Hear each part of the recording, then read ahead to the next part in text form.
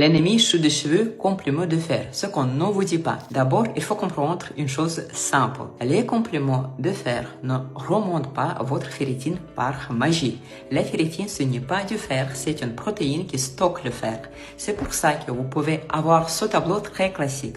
2-3 mois de compléments de fer en comprimé, parfois même des perfusions de fer. Le fer sérique monte au-dessus de la norme et pourtant ferritine toujours sous le plancher, 10 et moins. Le fer est indispensable à la croissance des cheveux car il va participer indirectement à l'apport des nutriments nécessaires à leur croissance. L'élément central dans cette histoire, c'est le globule rouge. C'est lui qui va transporter les nutriments vers le cheveu. Or, sans fer, ce globule rouge, il ne va pas faire grand-chose. Les situations de carence martiale, c'est-à-dire de manque de fer, sont nombreuses. Si vous avez par exemple des règles abondantes, si vous êtes enceinte ou si vous avez encore un... La première chose à faire avant de corriger ce manque de fer, c'est de savoir pourquoi vous avez un manque de fer. Ensuite, corriger ce manque de fer.